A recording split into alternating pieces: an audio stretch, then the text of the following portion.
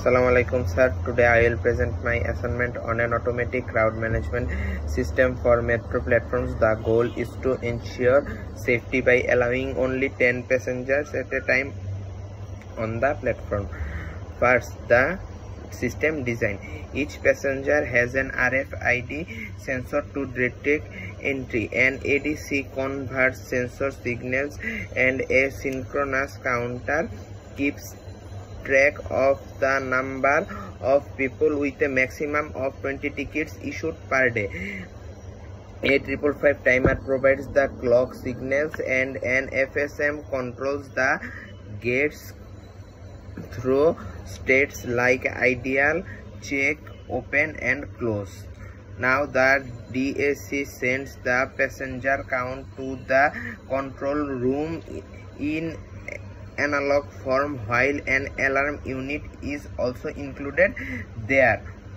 Now secondly, the alarm condition. If more than 3 passengers cross the yellow line at a same time, the system triggers an alarm using a NAND gate logic expression.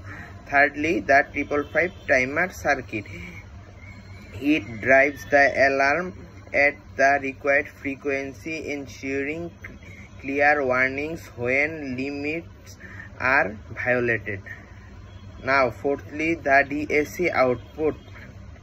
For example, with a 4-bit DAC at 5-volt reference, the output voltage shows passenger count like 1.25 volt for 5 passengers and 2.5 volt for 10 passengers.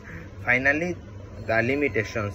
There are many limitations, among them RFID reading errors, possible false alarms, fixed passenger limits, power dependency and limited scalability. In conclusion, this metro safety system integrates sensor counters, FSM and signal converters to control access and ensure safe crowd management. Thank you. Assalamualaikum.